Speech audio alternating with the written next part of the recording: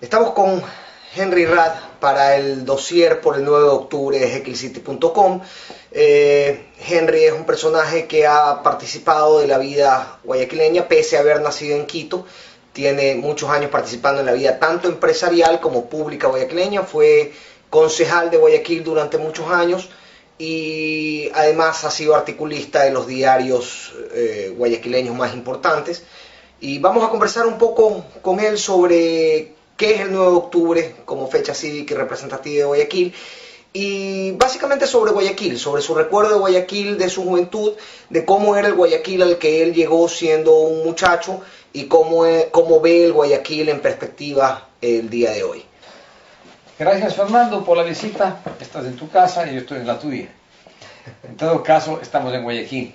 Guayaquil para mí es gran parte de mi vida. Vine aquí a los 27 años, era 1968, épocas muy distintas, un Guayaquil más romántico, un Guayaquil con más camiseta, un Guayaquil con más fervor. Todavía tenía una identidad muy propia, que poco a poco con el crecimiento ha ido perdiendo esa fuerza o esa característica que tenía. ¿Por qué llegué aquí? Llegué aquí por trabajo. Tenía una alternativa: o me hacía demócrata popular y empleado público, o venía acá a buscar la papa y trabajar con la forma que me gusta trabajar a mí, que es rápido, directo, sin ese adorno, sin ese tuerce, sin ese muñequeo, y con la eficiencia de que la gente orqueste ese tipo de juego. Yo en Quito no me hallaba por la dinámica de la ciudad. No tenía el temperamento necesario, no hubiese durado en ningún puesto porque hay que manejarse de una forma contraria a mi carácter. Guayaquil tenía esto que tengo en la camiseta: autonomía. Autonomía, yo no hablo de la parte geopolítica, sino de las personas individualmente, las autonomías personales. Ese medio egoísmo, esa especie de que yo me las valgo, esa forma de que yo no necesito del Estado, yo puedo, esa libertad. ¿Ya? Entonces, eso se identificaba conmigo, con mi rapidez, con mi forma de ser, y vine por un año realmente. Se hicieron 43, 44, y aquí estamos. Henry, ¿qué es para ti el 9 de octubre? A partir de esa idea que tienes de Guayaquil y que se ha generado a través de los años, ¿cómo ves los festejos por el 9 de octubre desde el momento en que tú llegaste hasta hoy? ¿Cómo han mutado y cómo está la comprensión ciudadana de lo que es el Día de la Independencia de Guayaquil? Ahora hay mucha literatura al respecto, hemos entrado en tinglados históricos. Guayaquil para mí siempre fue el foco de la libertad, se anticipó con 2 años de otras revueltas.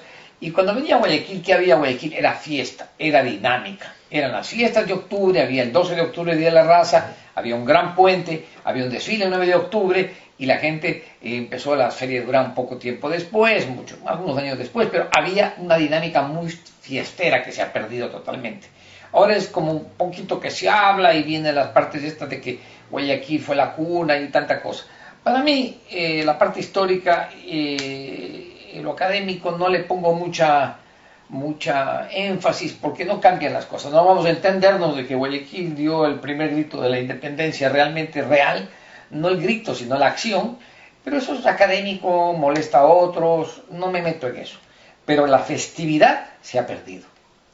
Ya, la festividad, y yo creo que la identidad del desfile del 9 de octubre, tipo pueblerina, era la bella, era la bonita. Cuando comenzamos ya con estas cosas, y el desfile militar a mí no me gustaba el desfile folclórico. El desfile militar siempre tuvo una especie de pisoteo, una entrada de las tropas de Hitler a París, algo así fue siempre para mí. O sea, sí fue una especie de exhibición de algo ajeno, porque ni siquiera veíamos caras guayacas desfilando, veíamos. No, además que la toma del 9 de octubre fue básicamente un movimiento civil. Es decir, no tuvo un influjo militar grande. Absolutamente. Guayaquil en el año que dio su grito de independencia, pues estaba tranquila. No hubo muertos, no había nada que hacer, porque aquí no había militares. Yo siempre he pensado que Guayaquil debió haber sido una zona, no le digo como Singapur, pero sí como Costa Rica. Yo me asemejo más a un país sin ejército, a una provincia grande que abarcaba 3, 4 provincias de las actuales y con una cosa más o menos con lo que me encantaba de Guayaquil. Era primeramente ese calorcito y ese andar de las mujeres el 9 de octubre en las calles con un ritmo, con unas caderas, con una inseguridad, porque a más del piropo, a veces un poco grosero, no pasaba nada. ¿Ya? Me encantaba el olor a cacao en las veredas de la calle Rocafuerte, en las calles, y me encantaba ver el puerto. Al hombre que, no como Cantinflas, no con la camisetita aquí, con el trapito blanco, que se ponía el bulto y que bajaba y la dinámica.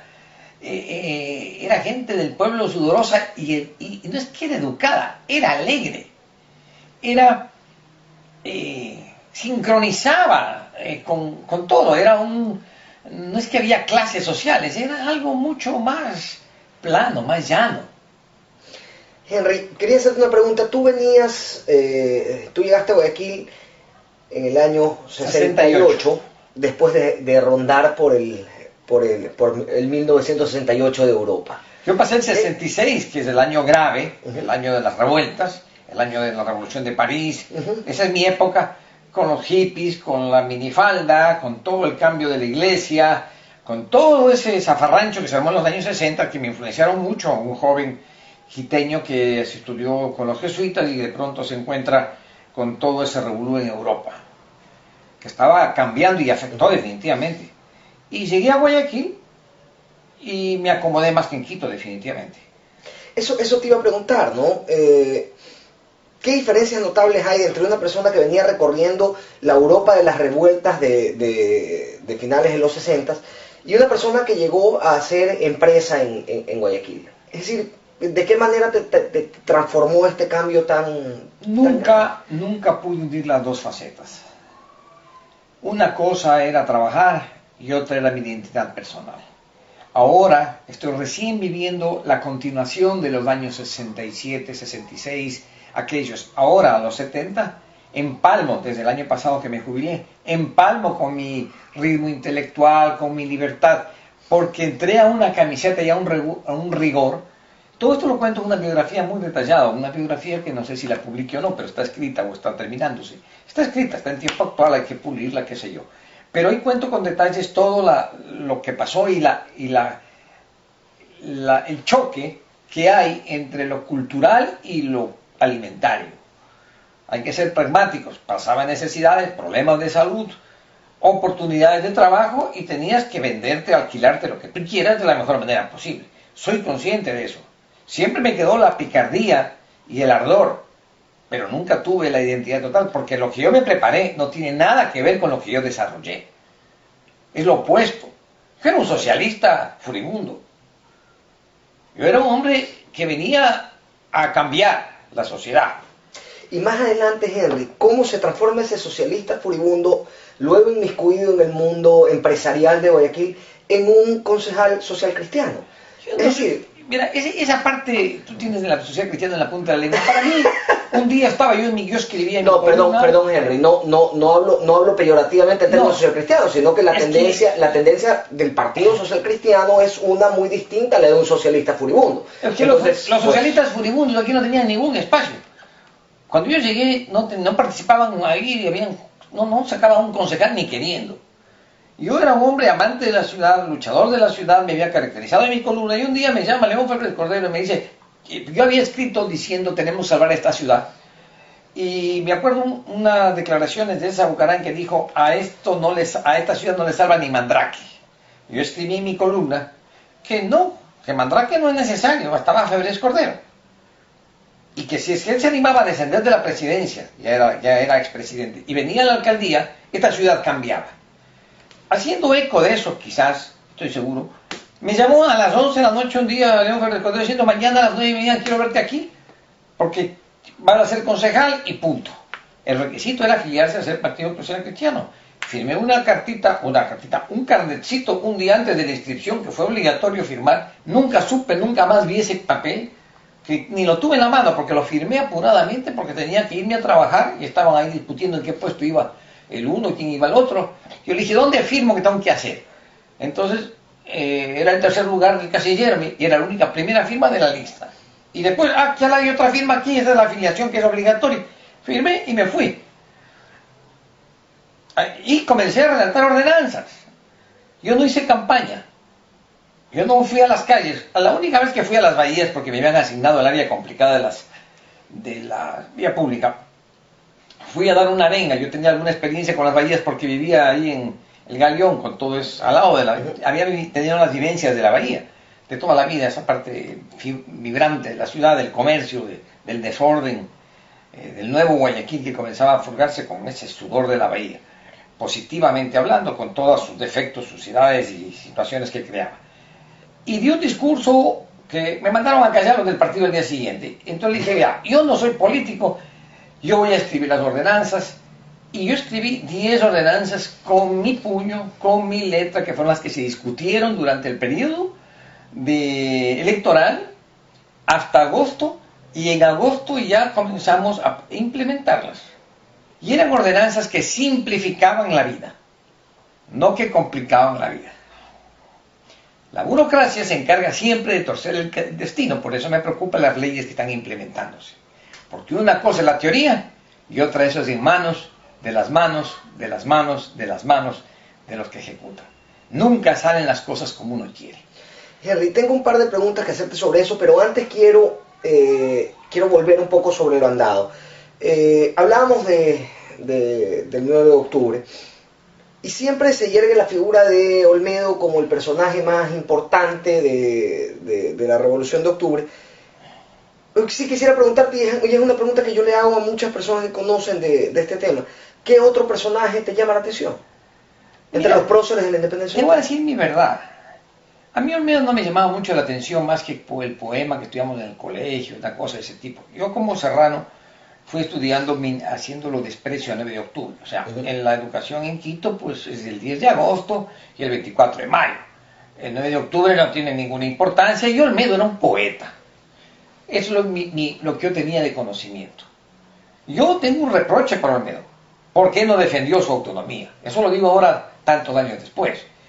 Pero no había ninguna persona, un liderazgo, que pueda amañar lo político con lo militar. Lo que hizo Olmedo fue bailar entre dos fuerzas, que era la de San Martín en el sur, que necesitaba Guayaquil como base, y Bolívar, que necesitaba Guayaquil como base. Y se reúnen y todos conocemos lo que pasó, se dan la mano y Olmedo se fue a un lado. No tenía otra alternativa, eso lo reprocho, pero no conozco otro personaje de la época que hubiese podido cubrir la necesidad histórica de identificarnos con lo que significaron esos 2 años de autonomía de Guayaquil. El otro tema del que quería hablar, Henry, es, hablamos de Guayaquil, cuando describías el Guayaquil al que llegaste. Hablábamos de un Guayaquil muy dinámico, no muy preocupado sobre los asuntos nacionales, sino más bien sobre sus asuntos comerciales. Y a mí siempre me ha parecido esa una teoría, ¿no? De que aquella de que Guayaquil no se preocupa por lo nacional, sino por lo comercial, que allá el serrano se ocupe de la administración pública, que nosotros nos preocupamos de trabajar. Me parece una teoría que me da la impresión de que aleja mucho al guayaquileño de su realidad nacional, ¿no? Y aleja mucho de la preocupación, al guayaquileño de la preocupación por temas en los que creo debería preocuparse nacionalmente, ¿no? Entonces, mi pregunta para ti en ese sentido es, ¿qué ves tú de positivo de que el guayaquileño se ocupe únicamente o se enorgullezca de ocuparse únicamente de sus negocios, cuando existimos dentro de un país y dentro de una realidad nacional que debe funcionar? Te voy a ser franco, y es feo lo que voy a decir. La palabra Ecuador no me dice nada como nombre. Es una línea, un punto referencial.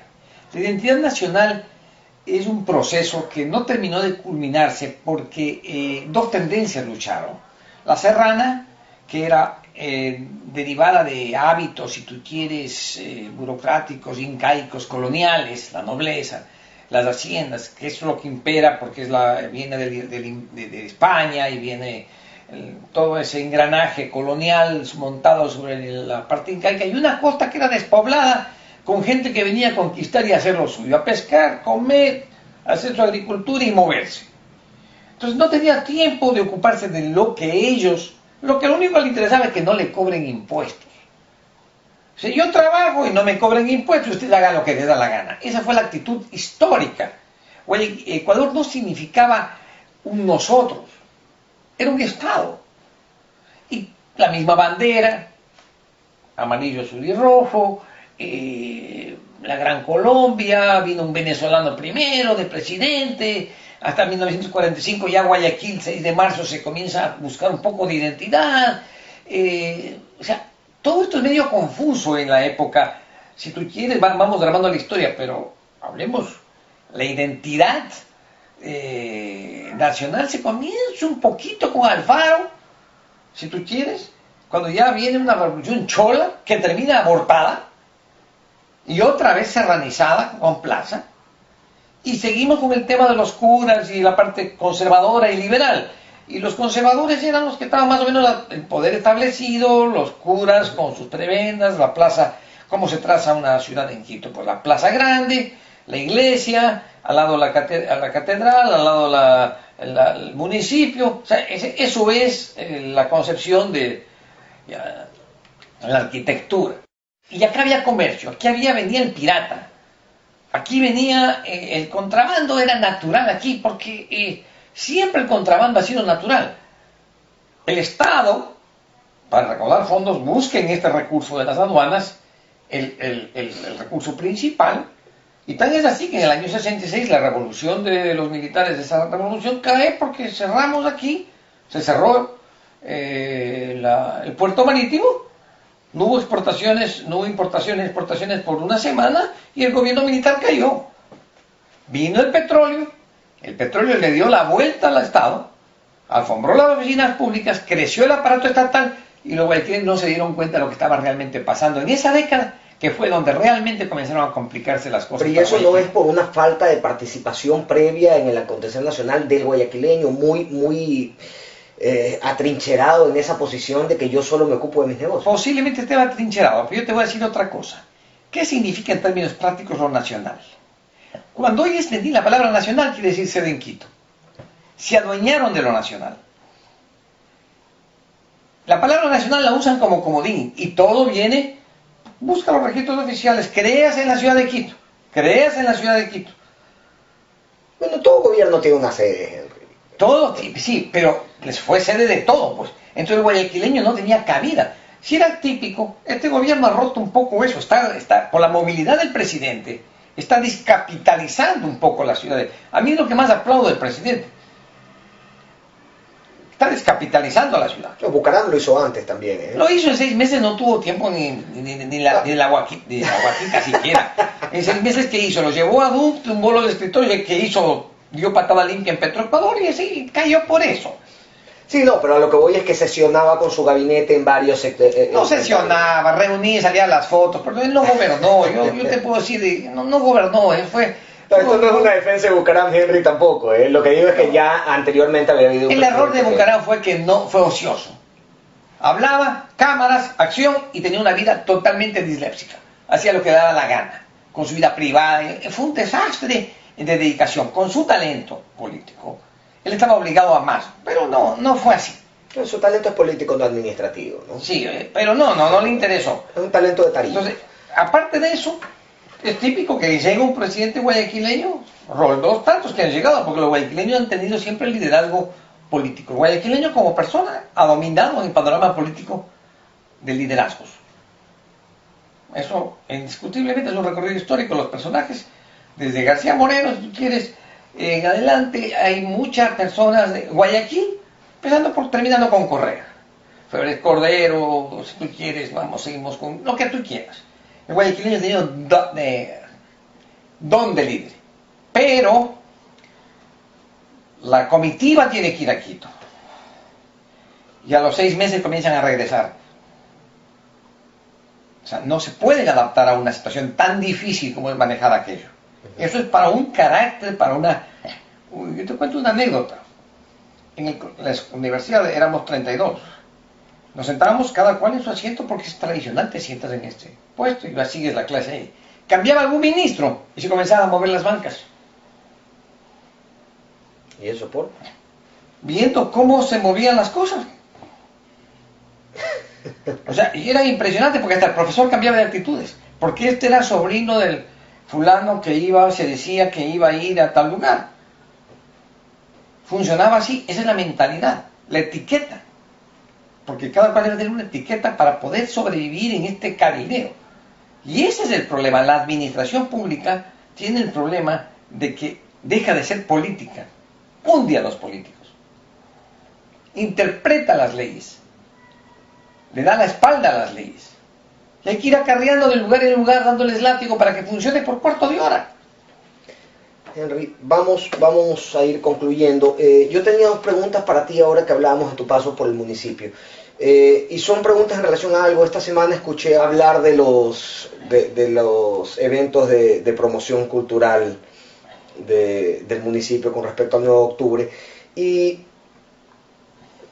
me da la impresión de que son como de que son eventos como muy puntuales, muy marginales, y no existe como una promoción cultural real como para regar el conocimiento sobre el 9 de octubre y el festejo del 9 de octubre en Guayaquil en todos sus sectores, en todos sus ámbitos y en todos sus estratos, tanto ideológicos como sociales. ¿Crees que ha habido una falla con respecto a la difusión de estos eventos culturales y al manejo de los eventos culturales dentro de la administración pública municipal?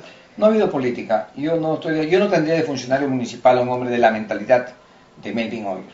La respeto, es como es, pero no va conmigo.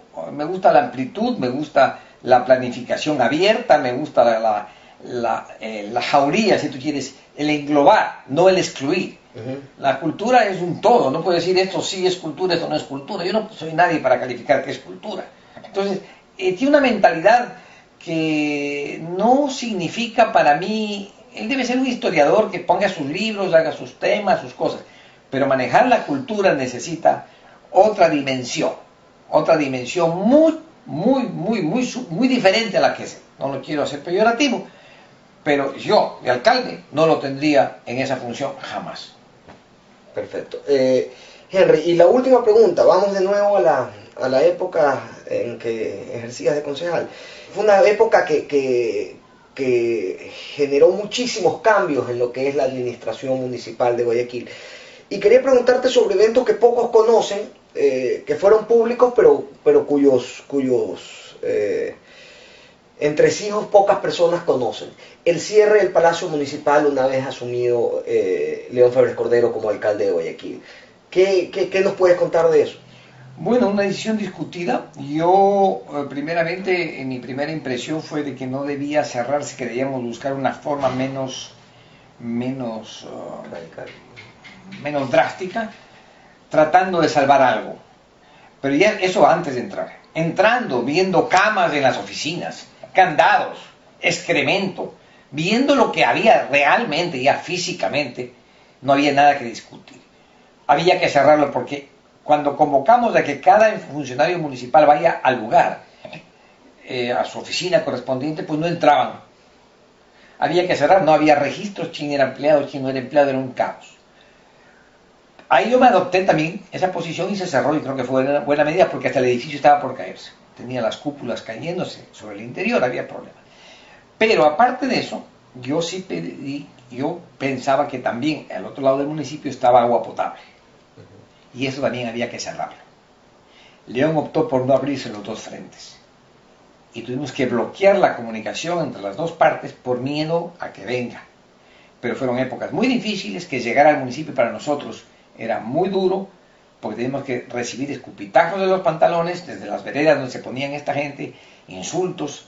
Entrar y salir al municipio era de nosotros un dolor de cabeza. Era humillante entrar y salir.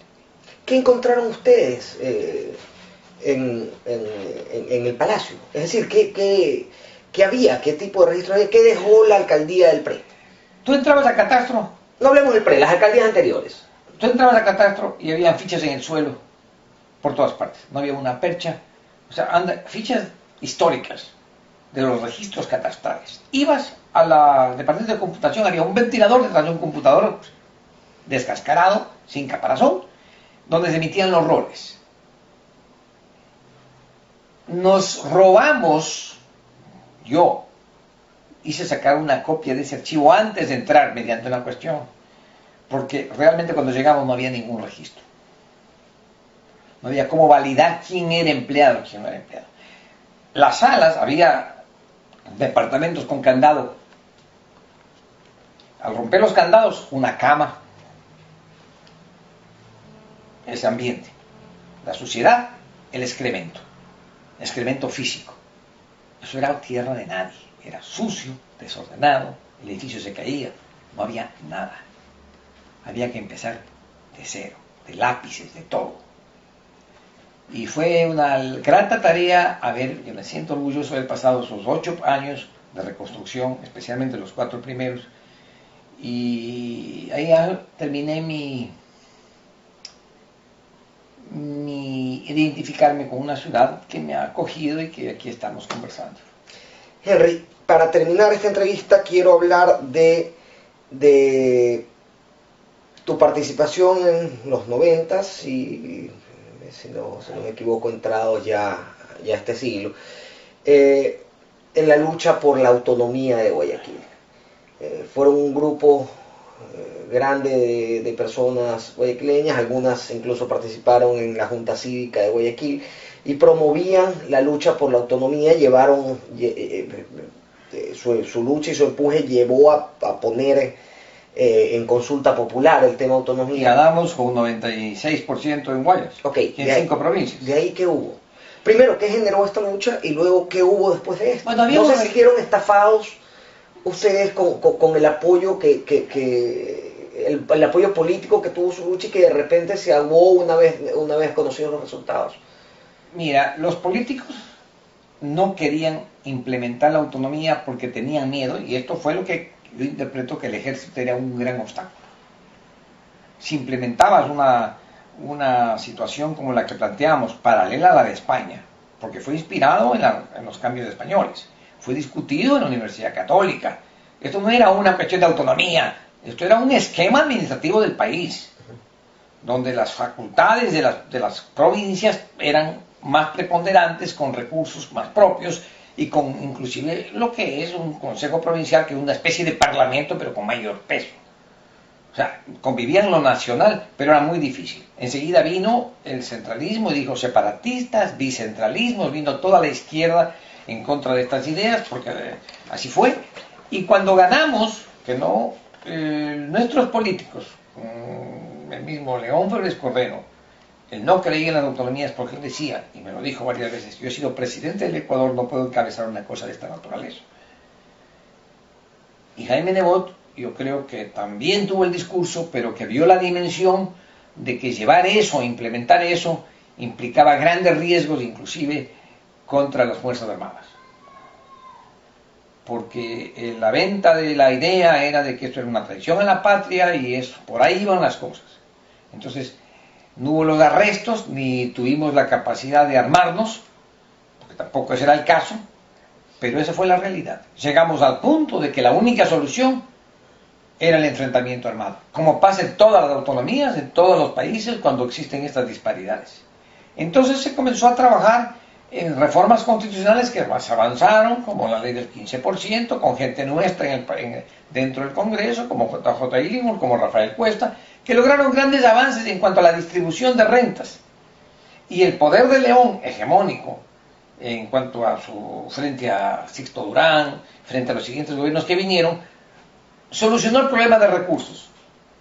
Porque con los recursos que daba la ley no se iba a ninguna parte. León nos consiguió, a la fuerza, a su manera, una autonomía existencial que la gente la malentendió, porque que el contrato colectivo sí, eran exigencias colectivas, implementadas de otra manera, no con la palabra autonomía, pero las obras se hacían porque se hacían. Entonces, esa autonomía nos calmó. No era académica, pero funcionaba. Pero no era aquello tampoco por lo que ustedes habían luchado. No, o sea, ¿por qué querían formarse con tan poco? No es que es tan poco, porque fue bastante. La transformación de Guayaquil costó. Y costó por esa vía política. Ese fue el respaldo que León tuvo, porque supo conseguir las rentas a la brava, a su manera. Y sin derramamiento de sangre. O sea, en el fondo, eso es mi versión de lo que pasó. Políticamente es muy difícil implementarla porque lo nacional te lo venden de una forma que ofende a Quito. Hoy se está haciendo algo que es bastante más interesante de lo que yo pensaba. Mover las fichas, descapitalizar, el presidente no está en ninguna parte y está en todas partes. Eso es lo que explica que ahora el presidente Correa tiene menos popularidad en Quito y más en Guayaquil. Listo, Henry. Cerremos con un saludo para los visitantes de jekyllcity.com en esta edición guayaquileña. Para mí, ustedes son el renacer de mi... Ustedes, yo me he identificado con ustedes por una razón. Empatan con mi vida académica cuando yo llegué acá, lleno del fervor que ustedes tienen ahora, y por eso la identificación con ustedes es plena. Tú lo sabes porque yo realmente estoy identificado con la vibración que ustedes tienen, aunque estén equivocados como muchas veces estamos todos. Gracias, Henry.